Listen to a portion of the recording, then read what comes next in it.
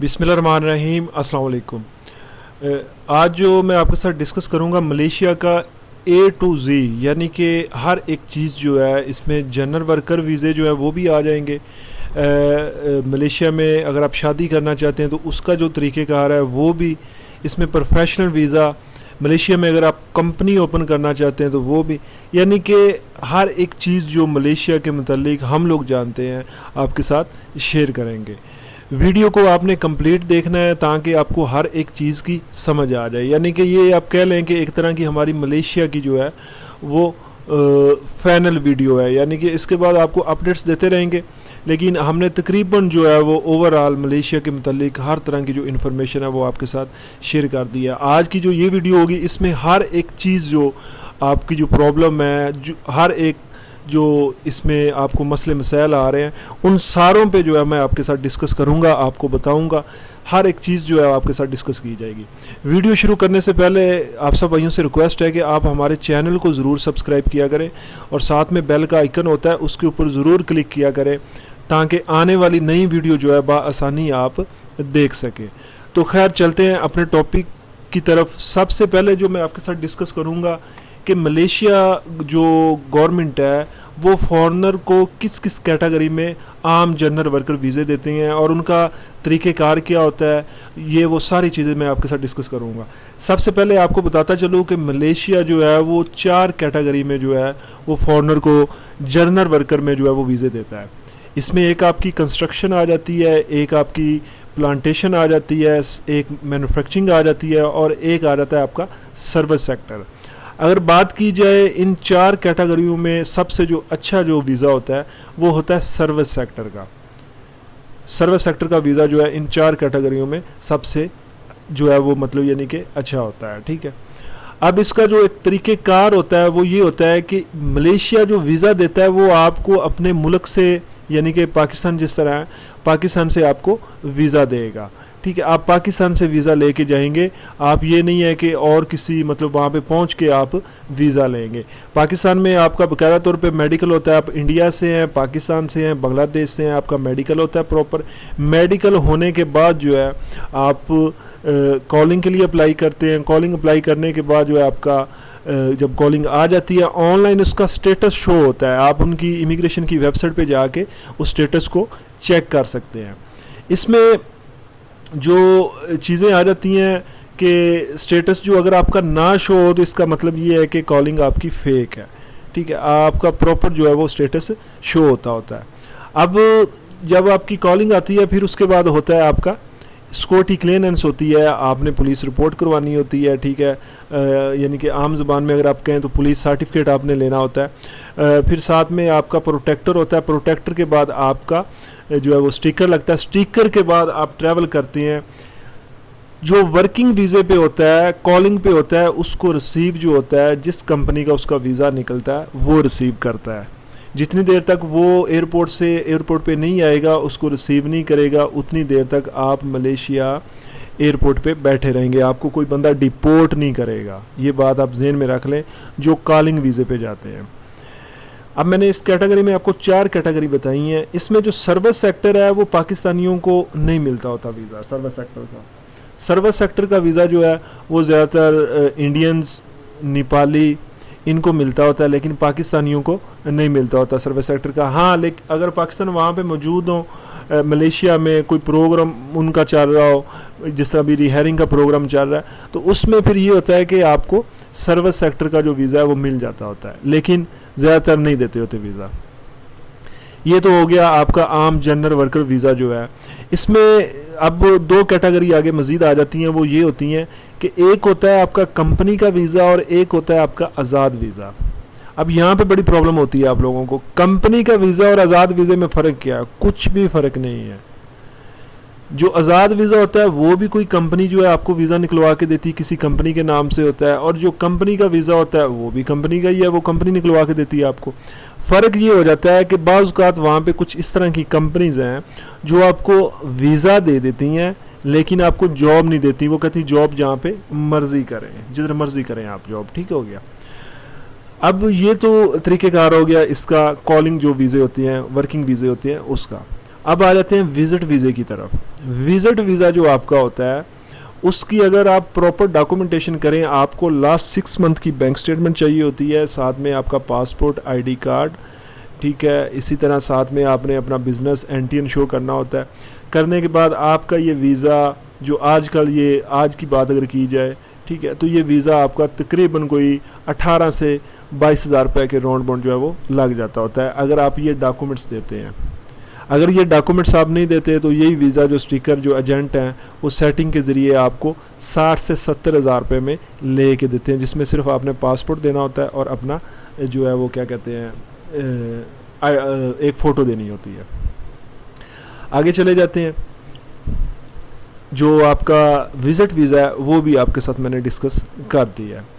फिर अगली चीज़ आ जाती है आपका स्टडी वीज़ा। स्टडी वीज़े के लिए आपको क्या करना पड़ता है, आपका वहाँ पे एडमिशन होता है, एडमिशन लेटर आता है, आप पाकिस्तान से स्टडी वीज़े पे डायरेक्ट जाते हैं। लेकिन स्टडी वीज़े पे आप जॉब नहीं कर सकते, आप स्टडी वीज़े पे मलेशिया के कानून के मुताबिक बाकी आप वहाँ पे स्टडी कर सकते हैं। स्टडी कंप्लीट करने के बाद अगर आप वहाँ पे आपकी जॉब हो जाती है तो आप जॉब कर सकते हैं, और वहाँ पे फिर जॉब आपकी बड़ी अच्छे वाली होती है, यानी कि कह लें कि किसी बैंक में भी हो जाती है, यूनिवर्सिटी के अंदर भी हो जाती है, प्रोफेसर की जॉब भी हो जाती है, लेक्चरर की जॉब हो जाती है। तो ये वो सारी चीज़ें हैं, आप इसमें डिस्कस कर सकते हैं। अब अगली चीज़ जो मैं आपके साथ यानी कि आपको बताता चलूँ वो ये आ जाती है कि अब यहाँ पे लोगों को एक प्रॉब्लम और भी हो जाती है। वो इस तरह होता है कि आप लोग जब यहाँ से पाकिस्तान से बाज़ लोग जो है विज़िट वीज़ा लेके चले जाते हैं, उनको तो पता ही नहीं होता कि ये विज़िट वीज़ा या कॉलिंग वीज़ा है। तो अपने जहन में एक चीज़ बैठा लें, आप अगर किसी से वर्किंग वीज़ा ले रहे हैं ना, कॉलिंग वीज़ा, तो सबसे पहले आपका मेडिकल होगा। अगर वो आपका मेडिकल नहीं करवाता ना तो वो आपको विज़िट वीज़ा दे रहा है, ये बात अपने जहन में रखना। लेकिन पैसे वो आपसे वर्किंग वीज़े वाले ले रहे हैं, तो इस वीज़े पे आप जाके वहाँ पे आपका वर्किंग वीज़ा नहीं लगता होता। लेकिन अगर आप कहें तो मलेशिया में सब कुछ ही हो जाता है, वर्किंग वीज़े में कन्वर्ट हो जाता होता है, यू टर्न वीज़ा उसको कहते होते हैं। इस पर भी हमने प्रॉपर एक वीडियो बनाई हुई है, ये चीज़ भी डिस्कस होगी। अब आ जाती है आपका प्रोफेशनल वीज़ा। प्रोफेशनल वीज़ा किस तरह मिलता है, क्या तरीक़ेकार है उसका। दो चीज़ें अपने ज़हन में रखें, दो तरह से आप ये प्रोफेशनल वीज़ा ले लेते हैं। एक तो ये होता है कि आप कोई छोटा मोटा वहाँ पे काम स्टार्ट कर लें, कुछ छोटी मोटी इन्वेस्टमेंट करें। इन्वेस्टमेंट करने के बाद आप अपनी कंपनी के नाम से जो है वो प्रोफेशनल वीज़े निकलवा सकते हैं, अपना भी निकलवा सकते हैं, किसी और का भी निकलवा सकते हैं। ये सारी चीज़ें जो हो गई, एक तो तरीक़ेकार ये है। एक तरीक़ेकार और होता है, वो ये होता है कि आप वो प्रोफेशनल वीज़ा किसी से परचेज़ करते हैं, जो कि किसी भी कंपनी का आपको वो वीज़ा प्रोफेशनल निकलवा के दे देता है, आप परचेज़ करते हैं। तो वो प्रोफेशनल वीज़ा जो होता है उस पर ये होता है कि आप लोग को जो उसकी यानी कि उसकी जो फ़ीस होती है पहली दफ़ा जब आपने पे करना होता है, तो वो 15,000 से इस टाइम जो है 22,000 रिंगट तक जो है उसका रेट चल रहा है। ये बात आप अपने ज़हन में रख लें। 12,000 रिंगट भी कोई ले रहा है, 14,000 भी ले रहा है, 15 भी ले रहा है, 15 से जो है वो 22,000 रिंगट तक इसका रेट वो चल रहा है।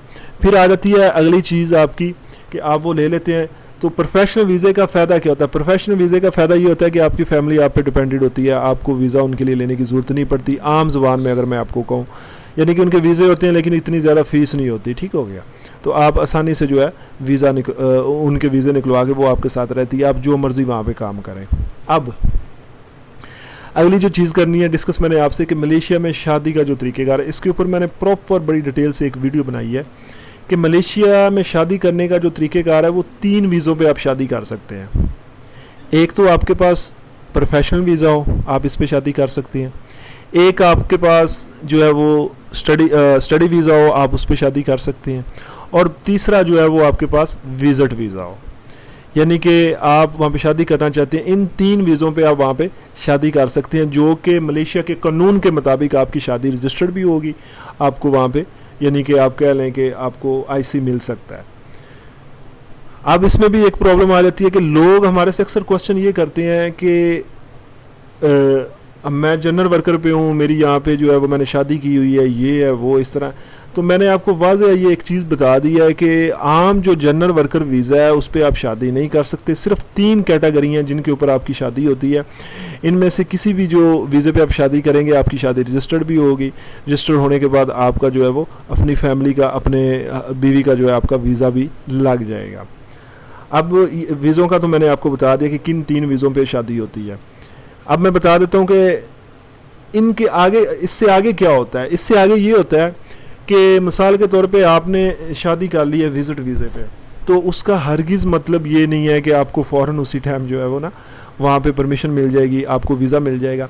आप विज़िट वीज़े पे, स्टडी वीज़े पे, प्रोफेशनल वीज़े पे शादी करते हैं, शादी करने के बाद आपके डॉक्यूमेंट्स वहाँ पे सबमिट हो जाते हैं, सबमिट होने के बाद आप वहाँ से पाकिस्तान आ जाते हैं, अपने मुल्क में आ जाते हैं, किसी भी कंट्री से आप हो, अपने मुल्क में वापस आ जाते हैं। वापस आने के बाद जो है आपको यहाँ पे ये होता है कि 6 माह वेट करना होता है। 6 माह बाद आपकी मिसेस जो है, आपकी जो वाइफ है, वो आपको स्पॉन्सर करती है, यानी कि आपको अपनी बीवी का वीज़ा मिल जाता है। फिर आप जो मर्ज़ी वहाँ पे बिज़नेस करें, जो मर्ज़ी काम करें, नो प्रॉब्लम। एक चीज़ मैं यहाँ पे आपको और बताऊँगा, जो सबसे लोगों के जहन में ये गलत फहमी रहती है, मलेशिया जो है वो कभी आपको नेशनैलिटी नहीं देता होता। यानी कि आप अगर कह लें कि टीआरसी आपको दे देता है, जिस तरह यूरोप में टीआरसी यूरोप में अगर मिलती है ना, तो वो तो बड़ी, यानी कि आप आम ज़बान में कह लें कि आपको जो है वो आप वहाँ पे नेशनैलिटी नहीं ले सकते, ठीक है। शादी होने के बाद ये होता है कि आप जो है वो वहाँ पे अप्लाई कर सकते हैं, ठीक है। आपको रेड आईसी मिलता होता है। रेड आईसी इस तरह ही होता है कि आपका एक तरह का कार्ड है, वहाँ पे आपको वीज़ा लेने की ज़रूरत नहीं है, ठीक है। जब मर्ज़ी पाकिस्तान आओ जाओ, आपको रेड आईसी जो है वो मिल जाता होता है। रेड आईसी में ये होता है कि आपको वीज़ा लेने की ज़रूरत नहीं पड़ती, आप वहाँ पे रहें, आराम से रहें, कोई प्रॉब्लम नहीं है आपके लिए। बाकी आप बिज़नेस कर सकते हैं, जिस तरह का मर्ज़ी बिज़नेस करें, नो प्रॉब्लम, आपके लिए प्रॉब्लम नहीं होती। फिर आ जाता है कि जो ये तो तरीक़ेकार है शादी करने का आपका, ठीक है, उसमें जो सारी मैंने आपको डिटेल बता दी है। फिर भी अगर कोई सवाल करना हो तो आप मेरे से पूछ सकते हैं। अब आ जाती है अगली चीज़, मलेशिया की कुछ अच्छाई और कुछ बुराई। पहले मैं आपके साथ जो है ना इसकी अच्छाई जो है ना वो डिस्कस करूँगा। अच्छाई में एक चीज़ ज़हन में रखें कि मलेशिया जो है मुस्लिम कंट्री है। सबसे अच्छी बात ये है, वहाँ पे आप नमाज, रोज़ा, हर चीज़ जो है वो इजीली आप कर सकते हैं। नमाज आसानी से पढ़ सकते हैं, जगह जगह पे मस्जिद मौजूद है और बड़ी तादाद में लोग जो हैं वो नमाज में शामिल होते हैं। मुस्लिम कंट्री है, ठीक है। दूसरी चीज़ आ जाती है कि आप किसी कंट्री में होते हैं ना, तो आपको एक बड़ी प्रॉब्लम होती है कि खाना जो है, एक बंदे ने जब बाहर से खाना है तो उसको हलाल मिलता है कि नहीं मिलता। तो मलेशिया में आपको खाना बड़ी आसानी से हलाल जो है, restaurant, Pakistani restaurant, Arabic restaurant, Afghani restaurant, इसी तरह जो है और बड़ी कैटेगरी के मलाई रेस्टोरेंट, चाइनीज़ मुस्लिम रेस्टोरेंट, इस तरह के होते हैं जहाँ से आप खाना इजीली जो है वो हलाल खा सकते हैं। अब आ जाता है, ये भी आपकी प्रॉब्लम आ गई, जो मसला था वो भी आपका हल हो गया। अब आ जाती है आपका वहाँ पे जो रहने का ख़र्चा है। मलेशिया यकीन करें कई गुना दूसरी कंट्रियों से बेहतर है इस हिसाब से कि वहाँ पे आपके जो फैमिली के साथ ख़र्चा होता है ना वो बहुत कम होता है। यानी कि आपको फुल फर्निश जो फ्लैट है ना वो तकरीबन 650 रिंगट में मिल जाता है, ठीक है। अब आप में से कुछ दोस्त मेरी बात से जो है वो इख्तलाफ करेंगे कि 600 650 रिंगट में कहाँ मिलता है। देखें कि अगर आप वही फ्लैट जो है, अगर आप ट्विन टावर या KLCC सूर्या KLCC टावर के पास जो है आप लेना चाहें तो फिर तो वो आपको इतने में नहीं मिलेगा ना। अगर आप थोड़ा सा बैक हो जाएं, थोड़ा सा बैकवर्ड इलाके में चले जाएं तो आपको बड़ी आसानी से मिल जाता है, ठीक है। यहाँ पे ये होता है कि आपको फर्निश जो है वो यानी कि 650 रिंगट तक जो है वो इजीली जो है वो फ्लैट मिल जाता होता है, ठीक है। आप अपनी फैमिली को इजीली वहाँ पे रख सकते हैं। फिर वहाँ का मौसम बड़ा कमाल का है, यानी कि अगर आप कहें ना तो कमाल का मौसम है मलेशिया का। यहाँ यानी कि साल में रिकॉर्ड है कि 365 दिन में 364 दिन जो है वो मलेशिया में बारिशें रही हैं, ये रिकॉर्ड है। आप अभी कभी गूगल पे चेक करें ना तो आपको पता चल जाएगा। अगली चीज़ आ जाती है जॉब्स की। मलेशिया में जॉब बड़ी आसानी से मिल जाती हैं, ये नहीं है कि मलेशिया में जॉब नहीं मिलती, मलेशिया में बड़ी आसानी से आपको जॉब मिल जाती है। लेकिन आप अगर जॉब करना चाहें तो आपको बड़ी आसानी से जॉब मिल जाती है, चाहे वो विज़िट पे हो, चाहे वो वर्किंग वीज़े पे हो, चाहे वो किसी भी वीज़े पे हो, वहाँ पे आपको जॉब मिल जाती है। ये मलेशिया की अच्छाई है, यानी कि कोई बंदा बेरोज़गार वहाँ पे नहीं रहता। अब मैं इसके साथ जो है वो इसकी बुराई की तरफ आता हूँ। मलेशिया में जो प्रॉब्लम्स होती हैं आपको फेस करनी पड़ती हैं वो क्या होती हैं।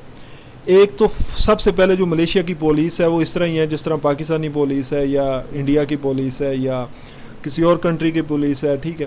यानी कि पाकिस्तानी पुलिस का जिक्र मैं इस वजह से कर रहा हूँ कि यहाँ पे भी करप्शन है। पुलिस जो है वो आपको, आपके पास सारे डॉक्यूमेंट्स भी हों तो फिर भी अगर रोक ले तो जितनी देर तक आप 20-30 रुपये, 50 रुपये, 100 रुपये नहीं देंगे तो वो आपको नहीं छोड़ेंगे।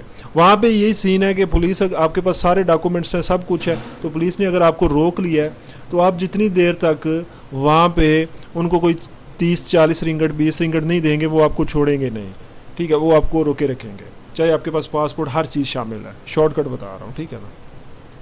अगली चीज़ आ जाती है इमिग्रेशन की।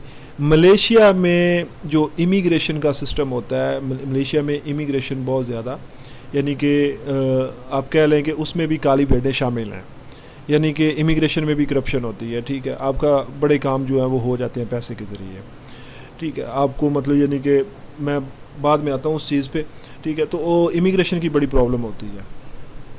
फिर एक चीज़ और आ जाती है कि आप लोग वहाँ पे प्रॉब्लम जो फेस करनी पड़ती है कि मलेशिया में फॉरेनर को इतना कोई जो है ना अच्छा रिस्पांस नहीं मिलता होता, यानी कि मलाई अच्छे भी हैं, बुरे भी हैं, हर जगह पे होते हैं, यानी कि गैर मुल्कियों को वो नापसंद करते हैं, ठीक है। फॉरेनर को जो है ना वो अच्छा नहीं समझते।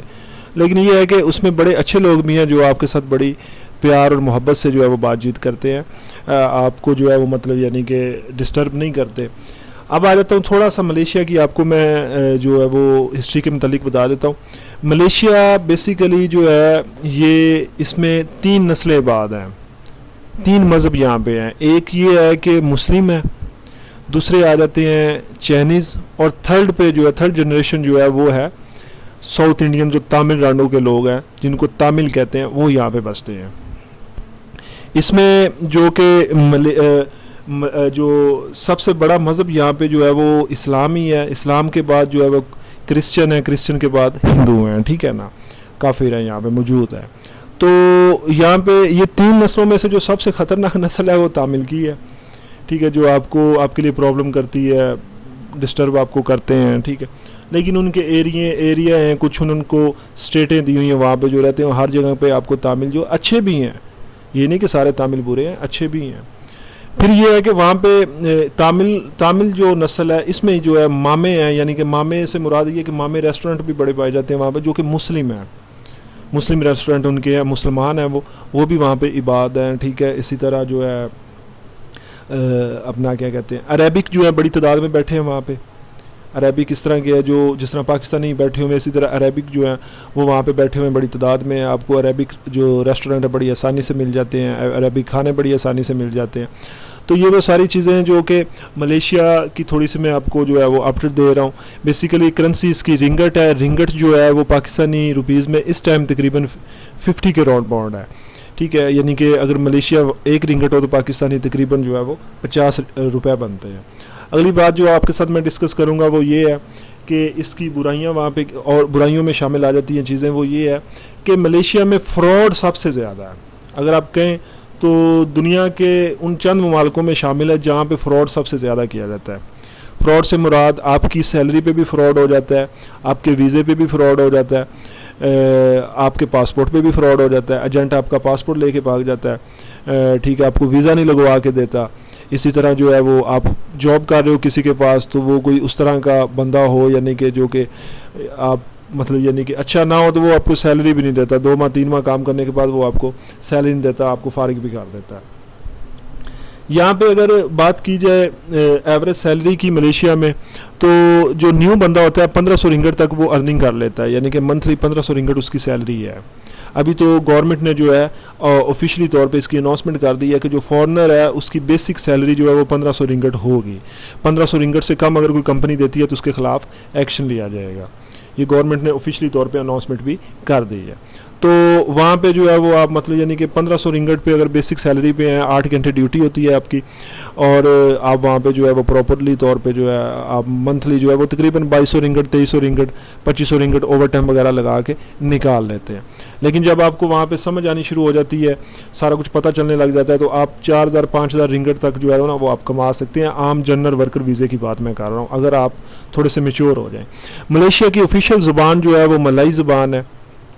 3 ज़ुबानें वहाँ पे बोली जाती हैं, मलाई ज़ुबान बोली जाती है, चाइनीज़ बोली जाती है और तमिल ज़ुबान बोली जाती है, ठीक है। जो मलाई है वो अपनी ज़ुबान जो है मलाई बोलते हैं, जो चाइनीज़ हैं वो अपनी ज़ुबान चाइनीज़ ही बोलते हैं।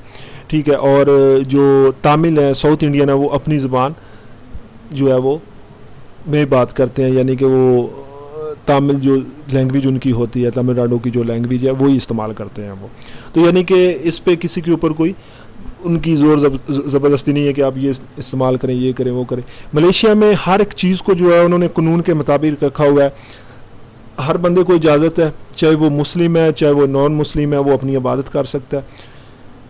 दूसरे यानी कि जो ये किसी पे पाबंदी नहीं है कि मलेशिया जो है उसमें जो काफिर हैं वो इबादत नहीं कर सकते, या जो मुस्लिम है वो इबादत नहीं कर सकते। तो इस लिहाज से भी मलेशिया बड़ा अच्छा कंट्री है। फिर अगर बात की जाए मलेशिया की मशहूर तरीन जगह की, तो ट्विन टावर जो KLCC ट्विन टावर है, ये इनके मशहूर हैं, यानी कि जो कि कुछ अरसे आज से अगर कहा जाए कि चंद साल पहले वो दुनिया की सबसे ऊंची जो इमारतें थी, बिल्डिंग थी, उनमें शामिल थी। तो बुर्ज खलीफा जो है उसने इसका रिकॉर्ड तोड़ा था, ठीक है, अभी जो है वो बुर्ज खलीफा है।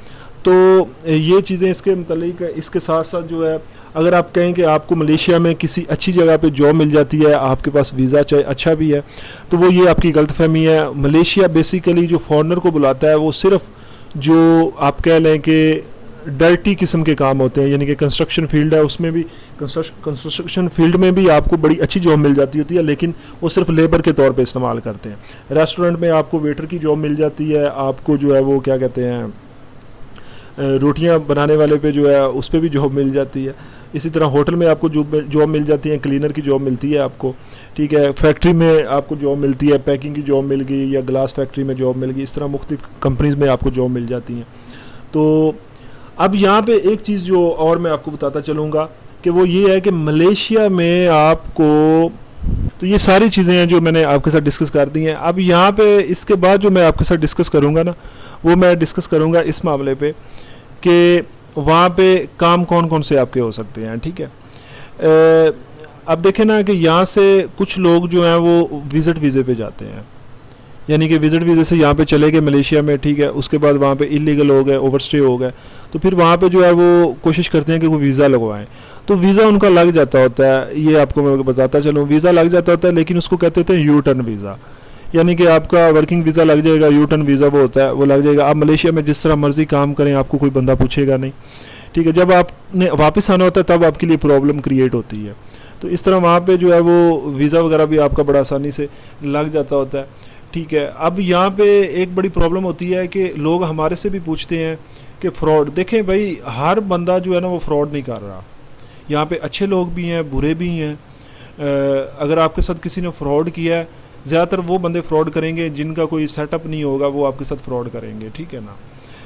जो बंदे प्रोफेशनली तौर पे काम कर रहे हैं वो कभी भी आपके साथ फ्रॉड नहीं करेंगे, क्योंकि ये जो आजकल अब देखें ना कि रेट चल रहा है कॉलिंग का, मलेशिया की कॉलिंग का जो आजकल ख़र्चा आ रहा है वो तकरीबन 4.5 से लेके 5.5 लाख रुपए खर्चा आ रहा है।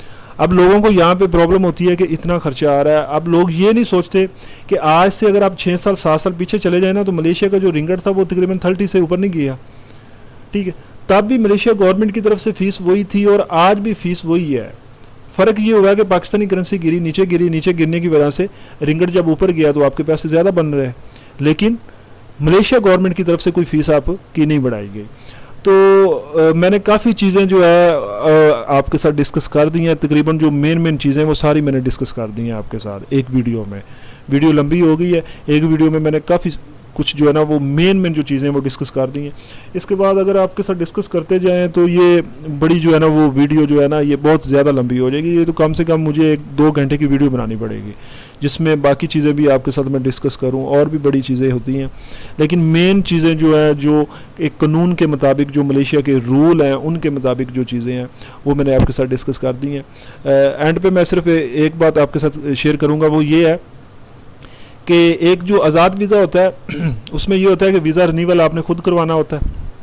जहाँ पे मर्ज़ी काम करें, कंपनी सिर्फ आपको वीज़ा देती है, आप काम जहाँ पे मर्ज़ी करें। हर साल आपको कंपनी जो है वो 10 साल का कॉन्ट्रैक्ट होता है आपका, 10 साल तक वो वीज़ा आपको रिन्यूअल करवा के देती रहती है। अगर बात की जाए कंपनी के वीज़े की, कंपनी के वीज़े की कुछ कंपनीज इस तरह की होती हैं, कुछ इस तरह नहीं करती, सारी एक तरह की नहीं होती। अब देखें कुछ कंपनीज इस तरह की हैं कि वो आपको वीज़ा देती हैं। कंपनी का जो वीज़ा होता है उसमें ये होता है कि कंपनी की तरफ से आपको रिहाइश भी दी जाती है, कंपनी की तरफ से आपको ट्रांसपोर्ट भी दी जाती है, और वीज़ा जो होता है उसमें 3 साल का कॉन्ट्रैक्ट होता है या 5 साल का कॉन्ट्रैक्ट होता है। उसमें ये होता है कि वीज़ा आपको कंपनी रिन्यूअल करवा के देती होती है, आप 1 रुपया नहीं पे करते होते, ठीक है। 1 साल में अगर आप पाकिस्तान के लिए छुट्टी पे आना चाहते हैं तो कंपनी आपको रिटर्न टिकट भी पे करती है। तो ये वो सारी चीज़ें हैं जो मैं आपके साथ डिस्कस करना चाह रहा था, आपको बताना चाह रहा था कि काफ़ी दोस्तों को जो है ना वो अभी भी प्रॉब्लम हो रही थी कि उनको समझ नहीं आ रहा था, ठीक है। तो मैंने इसी वजह से एक ही वीडियो बनाई है आपके साथ, इसमें हर एक चीज़ की जो है वो तफसीलन मैंने आपके साथ बात शेयर कर दी है। उम्मीद है आपको हमारी वीडियो ये पसंद आई होगी। आपके साथ फिर मुलाकात होगी एक नई वीडियो में एक नई इन्फॉर्मेशन के साथ। हमें इजाज़त दें। अल्लाह हाफिज़। अस्सलाम वालेकुम।